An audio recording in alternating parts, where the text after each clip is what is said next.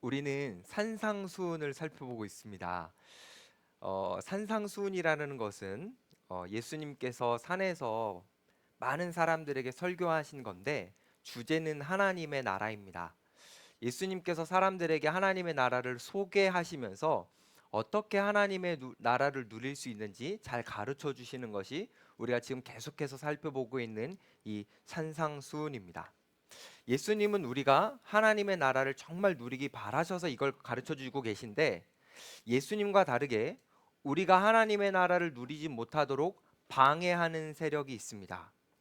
악의 세력이라고 말할 수도 있고 우리는 그것을 사탄이라고 할 수도 있는데, 그 악의 세력은 우리가 하나님의 나라를 누리지 못하도록 여러 가지로 공격하지만 크게 두 가지로 공격합니다.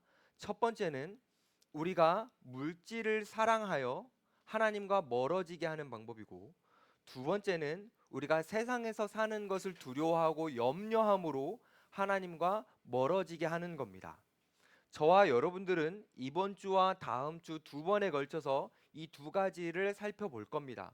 근데 먼저 오늘은 물질을 사랑하여 세상을 사랑하여 하나님과 멀어지게 하는 이 사탄의 악한 대적 속에서 우리가 어떻게 대처해야 되는지를 먼저 오늘 살펴보도록 하겠습니다.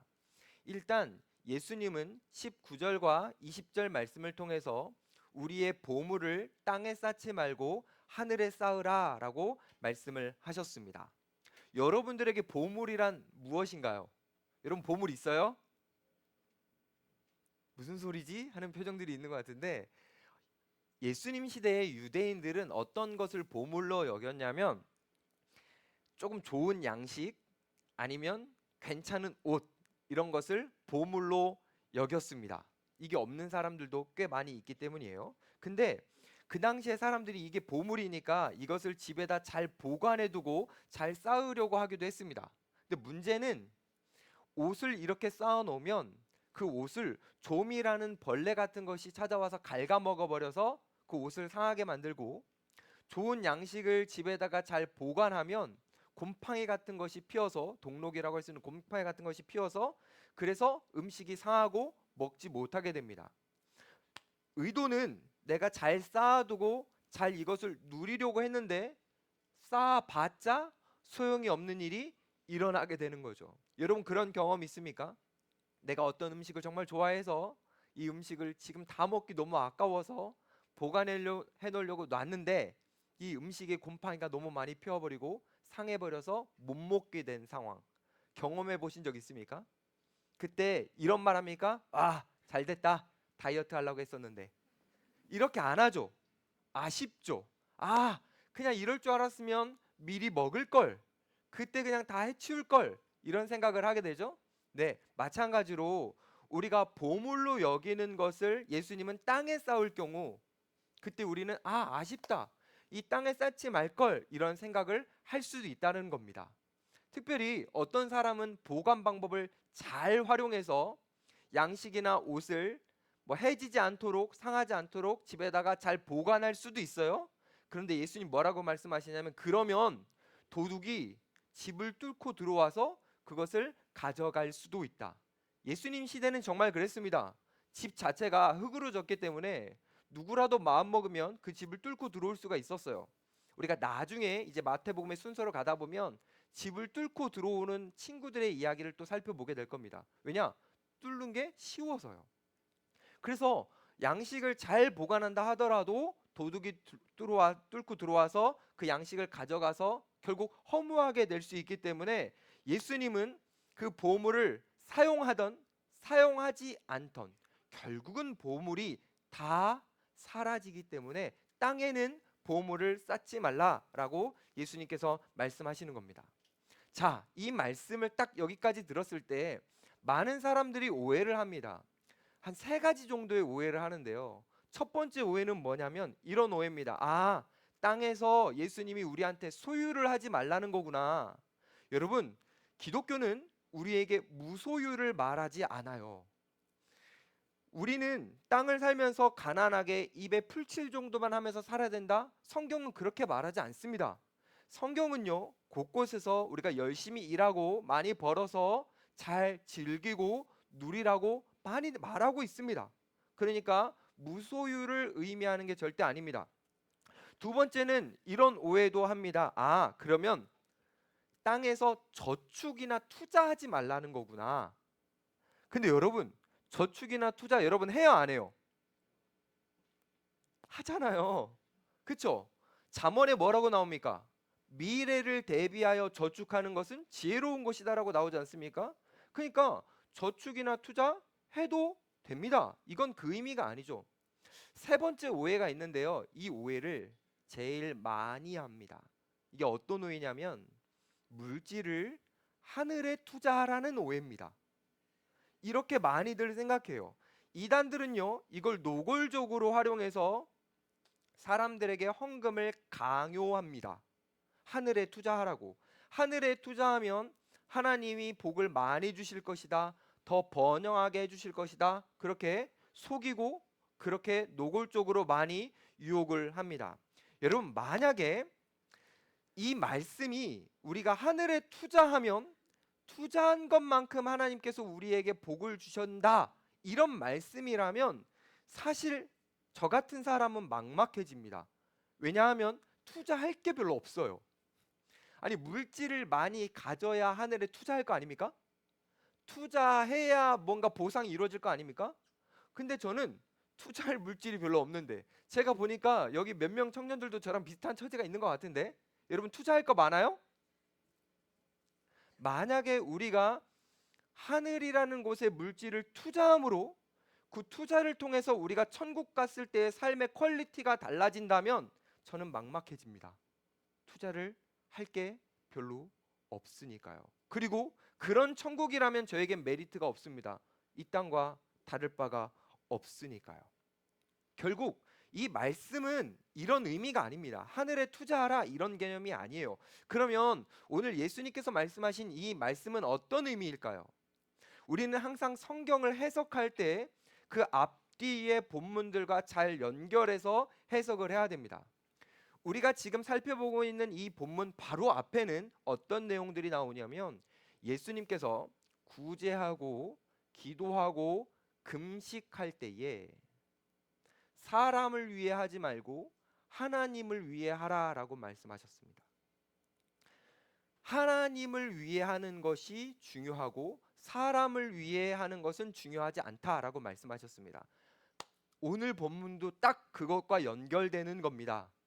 땅에 쌓는다라는 것은 결국 사람을 위해 자기 자신에게 물질을 쓰는 것이고, 하늘에 쌓는다라는 것은 그 물질을 하나님을 위해 쓰는 것을 의미합니다. 이건 투자가 아니라 그저 하나님을 위해 사용하는 겁니다. 그러니까 하나님을 위해 쓰는 것 자체가 예수님께서 말씀하신 물질을 잘 쓰는 거라고 예수님 우리에게 말씀해 주시는 거죠. 그런데 사탄은 우리를 유혹하고 공격합니다. 우리의 물질을 우리의 자신만을 위해 쓰게 만듭니다. 하나님을 위해 쓰지 않도록 계속해서 우리를 유혹합니다. 정말 어떻게 많이 유혹하냐면 이 시대는 사단이 소비의 유혹을 합니다. 저도 가끔 가다가 이렇게 TV를 이렇게 틀거나 아니면 우리가 뭐 인터넷 매체 같은 거 이렇게 보게 되면 광고가 많이 뜨거든요. 근데 희한하게 그 광고를 보면 사고 싶어요. 그 광고를 보기 전까지는 그것에 대한 관심이 없었거든요.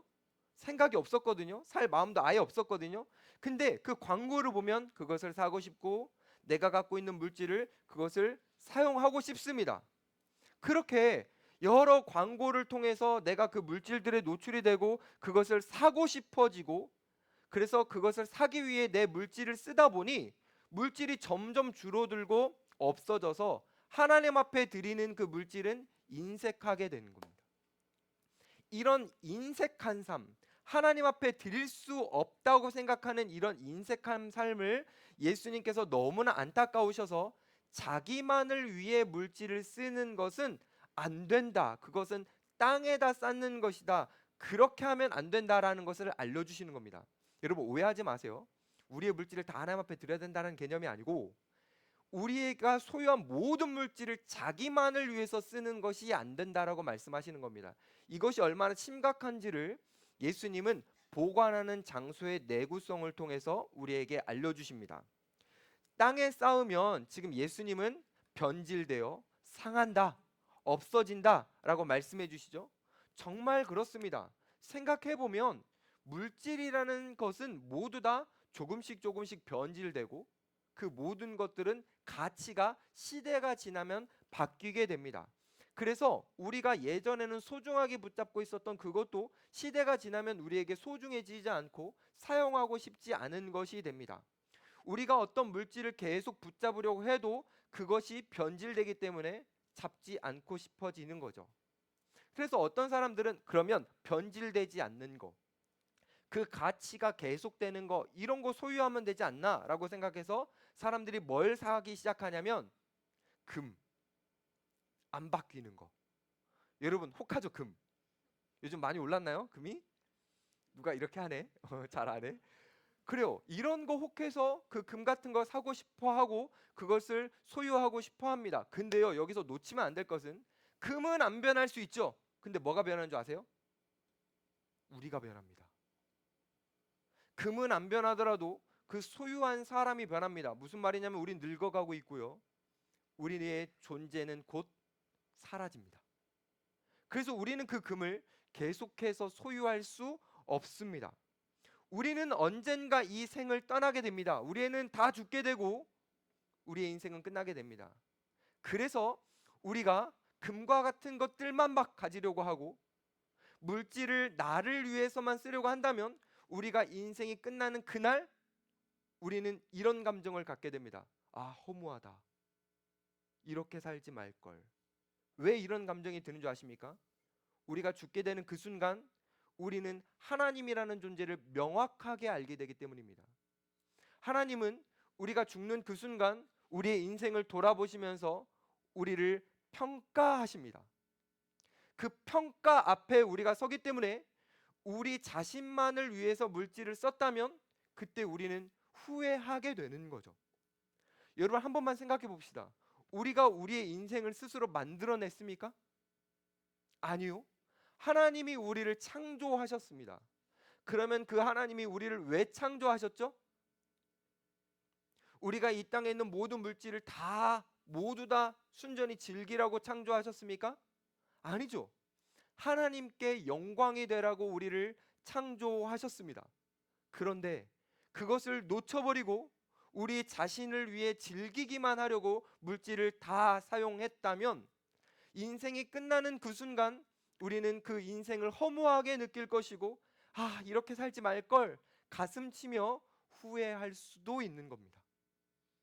그래서 그 후회스러운 인생을 살지 말라라는 의미를 담아서 예수님께서 뭔가 간절하게 전심을 다해서 우리에게 말씀하시는 겁니다. 땅에 쌓지 말고 하늘에 쌓으라. 사랑하는 여러분, 우리는 인생을 후회하도록 살면 안 됩니다. 우리의 인생이 끝날 때 아, 내가 잘못 살았네. 그렇게 절대 후회해서는 안 됩니다. 이렇게 살지 말걸. 그때 내 친구가 말할 때 들을 걸. 그때 교회에서 얘기하는 거 들을 걸. 그때 말씀이 나에게 알려준 걸 들을 걸. 그때 후회하는 건 늦습니다. 그래서 예수님은 그때 후회하지 않도록 지금 우리의 마음을 확인해 보라고 하십니다. 우리가 후회할 인생을 살고 있는지 후회하지 않을 인생을 살고 있는지 지금 판단하고 지금 확인해 보라고 예수님이 말씀하십니다. 뭐라고 말씀하시냐? 21절 같이 볼까요? 네 보물이 있는 그곳에는 네 마음도 있느니라. 자기의 마음을 확인할 수 있는 방법을 예수님이 알려주시는 거예요. 우리가 허무한 삶을 살고 있는지, 우리의 마음이 세상으로 향해 기울어져 있는지, 아니면 하나님을 향해 있는지, 우리의 마음이 어디 있는지는 뭐를 통해서 알 수 있다고요? 물질을 통해서 알 수 있다라고 예수님 말씀하시는 겁니다. 정말 그렇습니다, 여러분. 우리의 마음이 어디 있는지 물질을 통해서 알 수 있습니다. 여러분, 물질을 어디에다 많이 씁니까? 먹을 거. 그럼 먹을 거에 마음이 많이 있는 거죠. 또 어디에다 많이 씁니까? 우리가 물질을 많이 쓰는 곳에 우리의 마음이 있을 수 있습니다. 근데 이게 딱 명확하지는 않아요. 왜냐하면 제가 어떤 청년과 얘기를 해보니까 그 청년이 물질을 어디다 제일 많이 쓰냐면 월세. 근데 그 친구가 늘 월세를 막 관심 가지고 마음을 거기에다 두고 살겠습니까? 어쩔 수 없는 현실이잖아요. 그래서 물질을 많이 쓰는 곳에 내 마음이 있다. 이건 딱 명확하지는 않아요. 근데 거의 명확한 걸 알려드릴게요. 물질을 쓸 때 행복한 곳, 내가 물질 쓸 때 행복하게 되는 거, 거기에 내 마음이 있습니다. 여러분들은 어디에 물질을 쓸 때 행복하나요? 다 있겠지만 말하긴 비밀이죠. 자신의 마음이 지금 어디를 향해 있는지 그 물질을 사용하는 것을 통해서 알 수 있습니다. 근데 만약에 내가 막 여기 있을 때도 행복하고 여기 있을 때도 행복하고 막 그런데 하나님에게는 전혀 물질을 쓰지 않는다. 그럼 그 사람은 정말 하나님이 마음에 있는 걸까요? 마음이 정말 하나님을 향하고 있는 걸까요? 그렇지 않을 겁니다.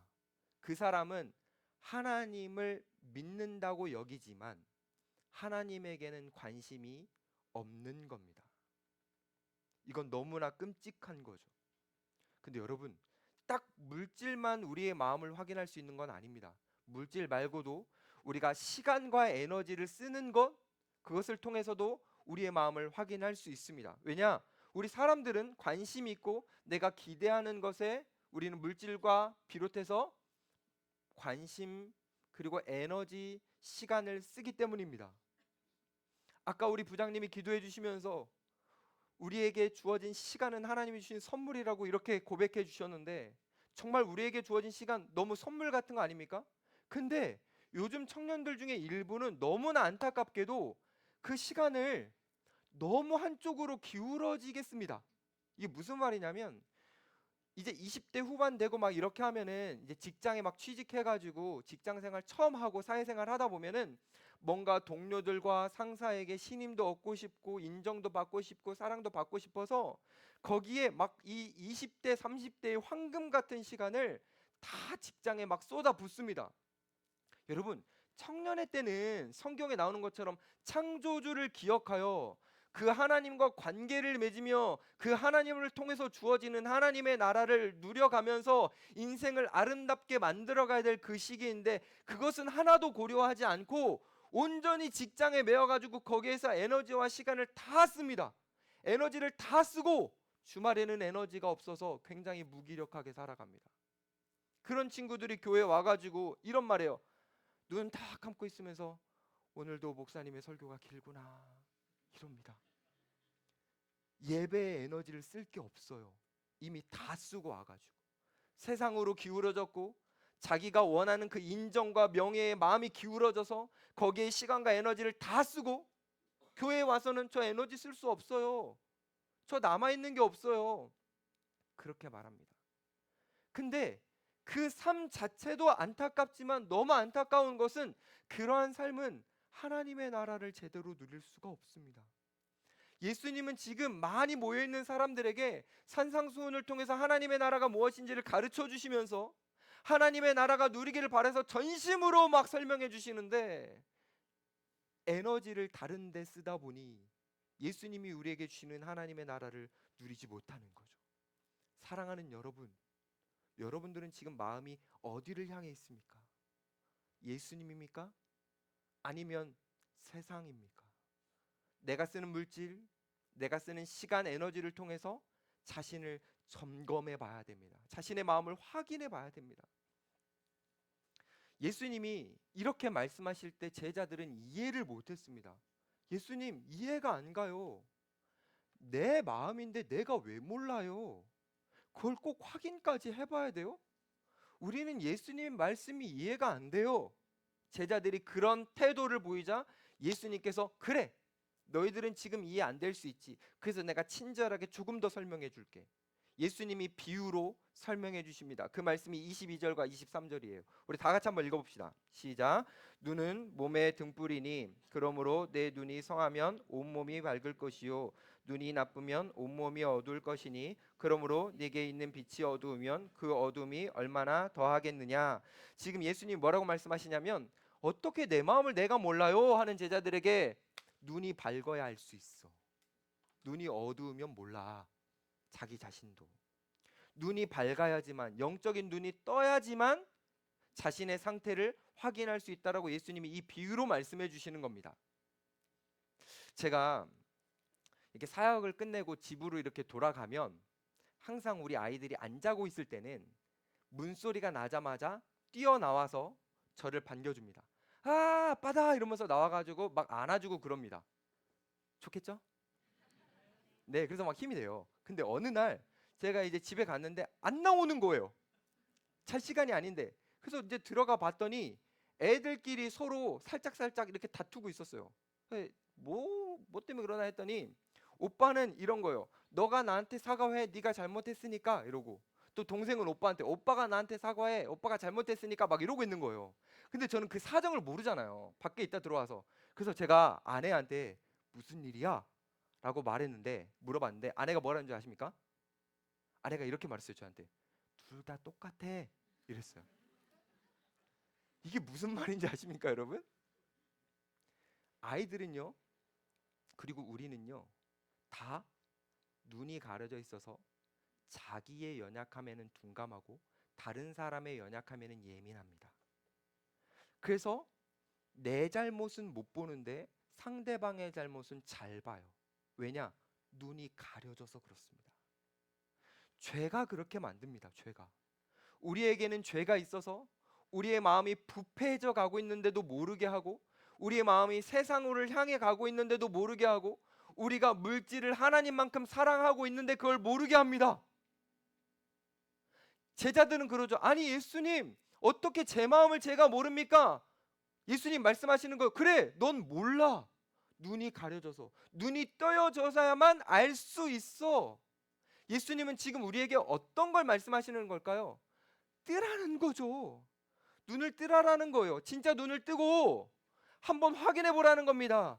우리의 마음이 어디로 향해 있는지, 정말 하나님을 믿는다고 하면서 내 마음은 세상에 가 있는지 확인해 보라라는 거예요. 만약에 세상을 향해 있다면 하나님의 나라를 누리지 못해서 너무 안타까우니 예수님이 이것부터 좀 확인해 보라는 겁니다. 주님은요, 우리의 눈을 뜨고 진짜 자신을 보기를 정말 원하십니다. 우리의 눈을 뜨고 하나님을 보기를 정말 원하십니다. 그래서요, 성경을 이렇게 읽다 보면은 특별한 일은 항상 이 눈이 떠지는 일입니다. 여러분 그거 아십니까? 성경에 나오는 중요한 굵직굵직한 사건들의 첫 번째 기적, 그건 다 눈이 열리는 건지 아십니까? 제가 이렇게 다르게 한번 퀴즈를 내볼게요. 여러분, 예수님의 첫 번째 기적은 뭐였죠? 예수님이 첫 번째로 기적을 일으키신 거 뭐죠? 네? 그렇죠. 물이 포도주로 바뀌는 거죠. 그렇죠? 물이 포도주로. 그럼 이스라엘 백성들이 광야로 출발할 때 홍해를 지나는 그 구원의 여정을 경험하고 광야로 처음 나갈 때 첫 번째로 경험했던 기적이 뭐죠? 홍해를 건너고 난 이후 첫 번째 기적. 네? 우리 같이 열심히 올해는 성경을 읽어보면서 한번 확인해 보긴 해야 될 텐데, 여러분 뭐냐면 마라라는 곳에서 쓴 물이 단 물로 바뀌는 겁니다. 자, 그러면 둘 다 첫 번째 기적이 물이 바뀌는 거죠. 이거 의도적인 겁니다. 왜냐하면 물이라고 이해할 수 있는 히브리어의 샘은 눈과 똑같은 단어입니다. 그래서 물이 바뀐다라는 것은 히브리 사람들 유대인들에게는 눈이 바뀐다는 의미입니다. 첫 번째 기적은 항상 눈이 바뀌는 겁니다. 눈이 바뀌어야만 이스라엘 백성들은 광야에서 하나님과 동행할 수 있고, 눈이 바뀌어야만 제자들은 예수님을 제자처럼 따를 수 있기 때문입니다. 그러니까 하나님은 눈 열리는 거, 눈이 띄어지는 거에 진심인 겁니다. 그것이 열려야만, 영적인 눈이 떠져야만 우리가 진짜 자신의 연약함을 보고, 그리고 하나님을 보면서 마음이 세상에 기울어지지 않은 채로 하나님을 따라갈 수 있기 때문입니다. 여기서 하나. 그러면 우리의 영적인 눈 열려야 되는 건 알겠는데 어떻게 열릴 수 있을까요? 그럼 이걸 한번 생각해 봅시다. 마라에서 쓴물이 단물로 되는 그 기적에 어떠한 행위가 있었죠? 모세가 어떻게 했습니까? 네? 모세가 물에다가 뭐를 던졌죠? 네? 나무를 던졌죠. 네, 그렇습니다. 모세가 나무를 그 쓴 물에다가 던졌을 때에 그 쓴 물이 단물로 바뀌었습니다. 그럼 왜 굳이 하필 하나님은 나무를 던지게 하셨을까요? 나무는 무엇을 상징하는 걸까요? 네, 나무는 한참 한참 뒤에 이루어질 예수 그리스도의 십자가를 상징하는 겁니다. 그 십자가를 통해서 우리의 가치관이 바뀌고 우리의 영적인 눈이 떠진다라는 거죠. 결국 우리는 지금 눈을 떠야 됩니다. 내 마음이 어디로 기울어져 있는지 확인을 해야 됩니다. 그러려면 어떻게 해야 되느냐? 다시 우리는 예수 그리스도의 십자가를 봐야 되는 겁니다. 그 십자가를 주목하고 그 예수님의 십자가를 우리가 묵상할 때에 그때 우리의 영적인 눈이 떠지고 내가 얼마나 죄인인지 알게 됩니다. 내가 얼마나 세상을 향해 마음이 기울어져 있는지 확인하게 됩니다. 그리고 우리는 다시 방향을 하나님을 향해 나아갈 수 있게 되는 겁니다. 그런데 십자가를 보지 않고 자기의 행위를 보고 있다면 어떻게 될까요? 교회에 열심히 나와서 예배 드리는 이 행위, 아니면 여러분들이 각양 모양으로 섬기고 있는 봉사, 아니면 여러분들이 일주일 동안 열심히 냈던 그 노력, 이거 집중하고 이것을 보고 있다면 어떻게 될까요? 네, 눈이 더 감깁니다. 영적인 눈이. 그래서 자기 의의에 빠져서 자기 내면의 세상을 향해 기울어진 그 마음을 볼 수 없게 됩니다. 그런 사람은요, 자기 안에 얼마나 욕망과 욕심이 많은지를 몰라요. 그리고 여전히 자기는 선하고 괜찮은 사람이라고 생각합니다. 그 대표적인 사람들이 누구죠? 바리새인들. 바리새인들은 돈을 엄청 사랑했거든요. 근데 그들은 다른 사람들 앞에서 늘 떳떳했어요. 우리는 하나님을 사랑한다고. 우리도 그렇게 될 수 있는 겁니다. 사랑하는 여러분, 한 번뿐인 인생이에요. 우리는요, 딱 한 번입니다. 그 한 번뿐인 인생을 점검하지도 않고 그냥 막 살아가다가 그 인생을 허비하지 마십시오. 그래서 마지막 순간에 여러분의 인생을 돌아보면서 후회하지 마십시오. 지금 이 순간 우리가 예수 그리스도의 십자가를 바라보며 우리 안에 기울어진 마음들을 확인할 때에 우리가 다시 하나님을 향해 시선이 고정되면서 우리는 예수님께서 우리에게 주시는 하나님의 나라를 누려갈 수 있는 겁니다. 저는 우리 모든 청년들이 우리에게 이미 주신 하나님의 나라를 날마다 누려갔으면 좋겠습니다. 예수님은요, 마음을 아십니다. 우리가 죄로 기울어져 있고 세상으로 기울어져 있는 그 마음을 아십니다. 그것을 아시기 때문에 여전히 물질을 보화를 땅에 쌓고 싶어하는 그 사람들에게 예수님이 단호하게 메시지를 주십니다. 24절을 우리 다 같이 한번 읽어봅시다. 24절 시작. 한 사람이 두 주인을 섬기지 못할 것이니 혹 이를 미워하고 저를 사랑하거나 혹 이를 중히 여기고 저를 경히 여김이라. 너희가 하나님과 재물을 겸하여 섬기지 못하니라. 예수님께서 각오해라, 선택해라 라고 말씀하시는 이 강력한 메시지는 사실 좀 놀랍습니다. 왜 놀랍냐면 천지를 창조하신 하나님과 아무것도 아닌 돈을 약간 동일선상에 배치했기 때문입니다. 하나님과 돈이 경쟁 구도인 것처럼 예수님이 말씀하셨기 때문입니다. 예수님이 이렇게 말씀하신 이유는 정말 돈과 하나님의 가치가 비슷하기 때문에 예수님이 이렇게 말씀하시는 것이 아니라 너무너무 슬프게도 사람들이 그렇게 여기기 때문입니다. 사람들은 돈을 좋아하고 돈을 가치 있다고 여겨서 돈을 하나님 자리까지 올려버렸기 때문에 예수님은 조금 자존심 상해하시면서 돈과 내가 경쟁한다니 어쩌면 이양무시면서 예수님은 선택해라 라고 우리에게 말씀을 하시는 겁니다. 여러분, 돈 중요합니까? 한 번만 더 물어볼게요. 여러분, 돈 중요합니까? 맞아요, 중요해요. 돈 너무너무 중요해요. 왜냐하면 이 돈은 우리가 잘 활용하면 너무 좋잖아요. 그렇죠? 그렇죠? 근데요, 한 번만 더 물어볼게요. 여러분, 돈이 하나님만큼 중요합니까? 정말 하나님만큼 돈이 우리에게 필요합니까? 그건 아니죠. 근데 많은 사람들이 돈이 우리에게 안정감을 준다고 생각하고 돈이 하나님만큼 우리에게 행복과 자유를 준다고 여겨버립니다. 그래서 비극적이게도 돈이 하나님처럼 되어버립니다. 우리 젊은 친구들 미안한데 제 세대 때 드라마에서 유명했던 말이 있어요. 원빈님이 뭐라 그랬냐면 얼마면 돼? 조금 더 대사 있는데 그렇게 반응하면 어떻게 더 이어가요? 일단 용기 내서 좀만 더 해볼게요. 내가 원빈이라는 게 아니고 원빈이 그렇게 했다고요. 드라마 속에서 얼마면 돼? 그러면서 마지막에 뭐라는 줄 아십니까? 돈으로 사겠어 이렇게 말했습니다.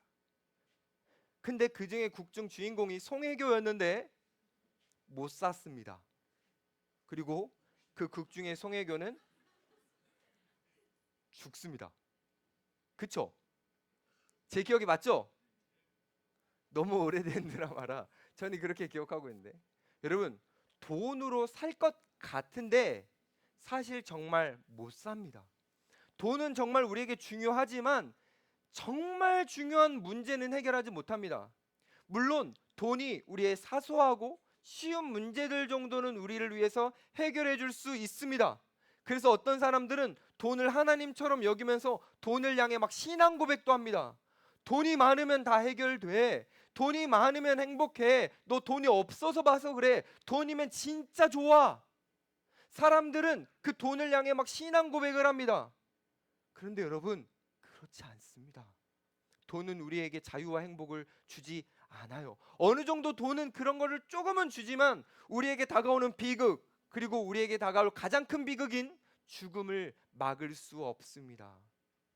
돈은 아무런 힘을 낼 수 없고 우리가 돈으로 얻은 그 모든 것은 우리의 인생이 끝날 때 다 거품처럼 사라지게 됩니다. 예수님은 이것을 알려주시면서 우리에게 선택하라고 하십니다. 하나님인지 돈인지. 우리가 지금 읽었어요. 둘 다 섬길 수는 없다. 우리의 마음이 한쪽으로는 무조건 기울어지게 되어 있다. 너희들은 무엇을 선택할 거냐? 사실 예수님이 이렇게 말씀하실 때에 우리에게 진짜 아까도 말씀드렸지만 무소유 이런 거 선택하라는 거 아닙니다. 예수님이 말씀하시는 의도는 돈이 하나님의 자리까지 올라가 있으니 이 자리에서 끌어내리라는 거죠. 여러분들이 돈을 쓰지 말라라는 게 아니라 하나님만큼 중요하게 여기고 있다면 그 가치를 손상시키고 내리라는 겁니다. 하나님만 섬겨야 된다. 예수님이 우리에게 그렇게 말씀하시는 거죠. 돈이라는 우상을 부숴버리라는 겁니다. 여러분, 우상을 어떻게 부술까요? 구약을 보면 이스라엘 백성들이 하나님처럼 여기다가 나중에 깨닫게 됩니다. 이 우상이 하나님이 아니었구나. 이건 진짜 우상이었구나. 그때 어떻게 하는 줄 아십니까? 그 우상을 갖다가 짓밟아 버립니다. 다 완전히 부숴버립니다. 흔적조차 남지 않도록 완전히 사라지게 만듭니다. 마찬가지로 지금 예수님이 우리에게 돈이라는 우상이 있다면, 우리의 마음에 그것이 발견된다면 그것을 짓밟고 우상을 완전히 부숴버리라, 하찮은 것으로 만들으라, 그렇게 말씀하십니다. 제가 여러분들에게 이 타이밍에 도전하고 싶어요. 여러분 정말 돈을 하찮은 것으로 만들어 보시겠습니까? 아멘 할 줄 알았는데 이 타이밍이었는데 제가 막 힘이 받을 수 있었는데 한 번만 더. 여러분 돈을 하찮은 것으로 만들 수 있겠습니까? 좋아요. 그렇게 결단하는 분들을 위해 돈을 하찮게 만드는 방법을 알려드리도록 하겠습니다. 돈을 하찮게 만드는 방법은 이 돈이 나에게 있어도 되지만 없어도 되는 것처럼 만드는 것이 하찮게 여기는 겁니다. 그래서 여러분들이 이웃에게 돈을 나눠주는 것입니다. 전 지금 여러분들에게 모든 소유를 팔아 이웃에게 나눠주라 그렇게 말하는 게 아니에요. 그 눈빛 좀 바꿔봐요. 저는 여러분들이 그렇게 말하는 게 아니에요. 그런데 여러분, 자기 자신만을 위해 쓰는 건 안 된다는 겁니다. 물질을 가지고 여러분의 삶을 즐겨도 돼요. 하지만 자기 자신만 생각하면서 살면 그것은 우상이 되니 그래서는 안 된다는 겁니다. 여러분들이 소유한 물질 중에 일부는 하나님께 드릴 수 있어야 됩니다. 그리고 이웃에게 나눌 수 있어야 됩니다. 돈을 우상에서 끌어내려서 짓밟는 최고의 방법은 돈을 누군가에게 거저주는 겁니다. 특별히 나에게 되돌려 주지 못할 사람에게. 내가 누군가에게 돈을 줬을 때 그 사람이 나에게 갚을 사람이 아니라, 예를 들면 소외된 이웃, 우리 주변에 연약한 사람들, 내가 지금 베풀어도 나에게 다시 돈을 돌려주지 않을 그 사람들에게 내가 선한 하나님을 마음을 갖고 그 사람들에게 나눠주는 것이 돈을 하나님의 자리에서 끌어내리는, 돈을 하찮게 여기는 일입니다. 지금 주님은 우리에게 그것을 말씀하시는 거예요. 돈을 우상의 자리에서 끌어내리라는 거죠. 우리가 이렇게 살아가려고 한다면 세상 사람들은 비웃을 겁니다. 왜요? 세상은 이렇게 안 살거든요. 세상은 어떻게 살죠? 세상은 우리에게 이렇게 말합니다. 돈을 모으라고, 더 모으라고 부추깁니다. 그리고 우리가 그 모은 돈을 가지고 우리를 위해 즐기도록 소비를 유혹합니다. 이런 세상 속에서 예수님이 여러분들에게 이렇게 말씀하시는 거예요. 저항해라. 그 세상의 유혹과 그 세상의 공격과 그 사단의 대적을 저항해라. 세상의 흐름 따라 살아가지 말아라. 그래야 하나님의 나라를 누릴 수 있다. 예수님이 우리에게 말씀하시는 겁니다. 마치 바알과 하나님 사이에서 우왕좌왕했던 그 이스라엘 백성들에게 엘리야 선지자가 언제까지 머뭇머뭇하겠느냐? 너희는 지금 당장 하나님과 바알 중에 선택하라. 예수님은 그걸 우리에게 말씀하시는 거예요. 언제까지 머뭇머뭇할 거냐? 돈과 하나님 중에 지금 선택하라. 다시 말해서 세상의 흐름을 저항하라. 너희들은 저항해야 된다라고 말씀하시는 거죠. 사랑하는 여러분, 세상의 이런 흐름을 저항하는 거 쉽지 않습니다. 너무너무 어렵습니다. 그럼에도 불구하고 우리는 할 수 있습니다. 왜냐하면요, 우리의 주 되신 예수님이 우리보다 앞서 먼저 저항하셨기 때문입니다. 그분은요, 저항하셨어요. 어떻게 저항했는지 볼까요? 예수님이요, 우리를 위해서 하늘 영광 버리고 이 땅에 오셨죠. 그래서 오실 때 뭘 입고 오셨습니까? 우리와 같은 몸을 입으셨습니다. 몸을 입었다라는 것은 예수님에게도 물질이 필요하다라는 겁니다. 예수님도 먹어야 돼요. 입어야 돼요. 그러니까 예수님에게는 어떤 욕망도 있는 거냐면 더 좋은 것을 먹고 싶고, 더 좋은 옷을 입고 싶고, 더 좋은 환경을 누리고 싶은 그 욕망이 예수님에게도 있습니다. 근데 어느 날 사람들이 예수님에게 그 욕망을 채워주겠다고 했습니다. 사람들은요, 호산나 막 칭송하면서 예수님을 왕으로 모시겠다고 했습니다. 그래서 예수님 안에 있는 그 인간적 욕망을 다 드려주겠다고 사람들이 요청을 했습니다. 근데요, 그 사람들의 요청을 예수님은 거절하셨고, 그 사람들이 주는 흐름을 저항하셨습니다. 예수님은 사람들을 따라 왕궁으로 가지 않으셨고, 그 흐름에 저항하여 하나님을 위해 십자가로 가셨습니다. 이유는 하나죠. 우리를 사랑하시기 때문에. 그 사랑으로 인해 예수님은 편안한 삶을 거부하시고 하나님을 위해 고난받는 것을 자초하셨습니다. 그리고 그 십자가에서 우리를 향한 모든 사랑을 보여주셨죠. 그 예수님이 우리에게 이제 이렇게 말씀하십니다. 나를 따라와라. 여러분들에게 지금 이렇게 말씀하십니다. 세상의 흐름을 저항하고 나를 따라와라. 근데 여러분, 예수님이 지금 이 순간 여러분들에게 이런 음성을 들려주실 때 지금 여러분 마음속 안에는 사단이 여러분을 향해, 돈이 여러분을 향해 이렇게 말합니다. 아니, 나를 따라와라. 나 돈을 따라오면 너희들은 편안해질 수 있다. 즐거울 수 있다. 그러니 나를 따라와라. 지금 여러분들은 마음속에 두 가지의 음성을 듣는 겁니다. 주님의 부르심과 돈의 부름입니다. 그럴 때 예수님이 선택하라고 하십니다. 너희들은 무엇을 선택할 거냐? 돈이냐? 하나님이냐? 주님은 지금 선택하라고 하십니다. 제가 여러분들이 선택할 수 있도록 한 가지 말씀드리고 싶은 게 있어요.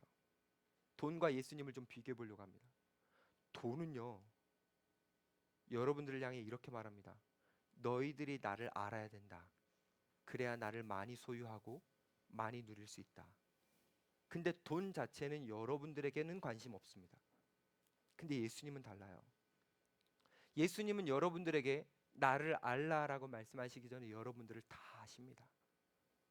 여러분의 상처와 여러분의 아픔과 여러분의 고민 그리고 고통까지 예수님은 다 아십니다. 돈은 여러분들을 향해 이렇게 말합니다. 나를 얻고 싶으면 너희들은 대가를 치러야 돼. 나를 얻고 싶으면 너희들은 희생해야 돼. 돈은 그렇게 여러분들에게 말합니다. 근데 예수님은 다릅니다. 예수님은 여러분들에게 희생을 강요하지 않으세요.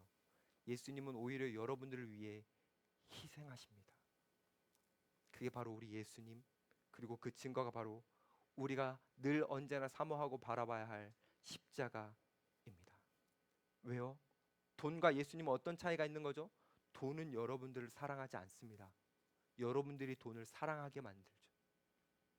근데 예수님은 여러분들을 정말 사랑합니다. 목숨까지 내어줄 정도로 여러분들을 정말 사랑합니다. 그래서 예수님이 여러분들에게 요구하는 겁니다. 희생을 요구하는 게 아니라 다른 걸 요구합니다. 그 다른 게 뭘까요? 네, 사랑 딱 한 가지. 예수님은 여러분들에게 사랑 한 가지를 요구합니다.